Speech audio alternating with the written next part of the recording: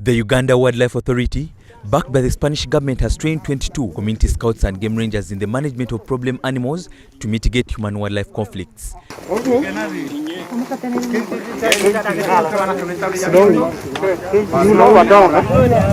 Uganda's list of gazetted conservation areas encompasses 10 national parks, 8 wildlife reserves, 4 wildlife sanctuaries where human-wildlife conflicts orchestrated by problem animals such as gorillas, elephants and hippopotamuses, among others, are rampant.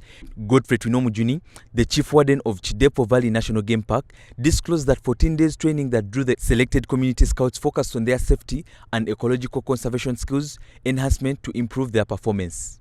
This training has come at the right time when Chidepo as a conservation area is facing a big challenge of human-wildlife conflict.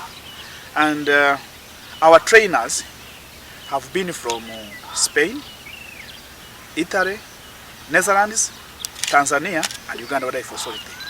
So the learners or the trainees have been trained in how they can conduct themselves when they are chasing problem animals, especially elephants, hippopotamus, gorillas and lions. I've learned how to defend myself in terms of being attacked by a dangerous game. Let's say a lion or elephant or a gorilla. I have come to know through this training how I can just do it so as to protect myself. Now I am able to know tracking, how I can track, and I know that these footprints are of a elephant, a lion, a bird, so that I may be knowing what type of animals are within in our area and know the way for us scouts, how we can be able to control them. Dana Perez Aranda, a trainer from the Ministry for Ecological Transition and Demographic Change in Spain, says with the increasing human population growth, the wildlife space continues to dwindle, thus igniting conflicts which requires skilled ecological guards. We all know that humans are part of biodiversity. We have to preserve biodiversity. We depend on biodiversity, and this is the key message that has moved for us to come here, and that has been transmitted to the scouts, and they have totally integrated. So within this plan, this action plan, we have several actions, several measures that are grouped together in a program that we call Programa Ecoguardas. It means eco guards. So this is people that looks after environment, ecological guards, and amongst them, of course, it's the wildlife scouts, like here in Uganda.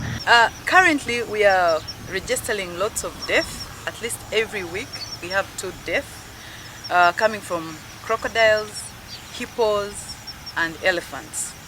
Especially, elephants are also destroying crops. A lot of crops. We see baboons and chimpanzees killing people, and it is such a terrible experience.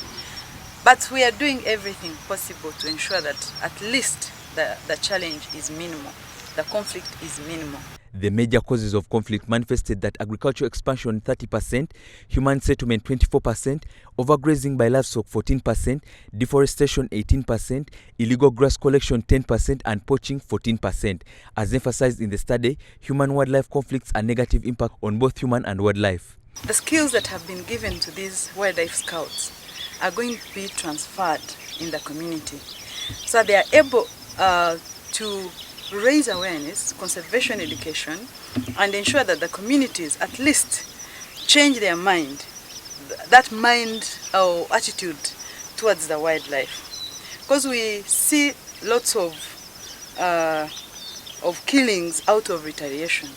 Raincoats, notebooks, equipment, personal protective gear such as boots, backpacks, binoculars for detecting dangers, uniform, GPS machine, technical instruments, radio for communication, first aid kits, ecological and personal development, personal resilience, footprints have been provided to help scouts. Victor Tayebwa, Ronny Okot, NBS, Live at 9.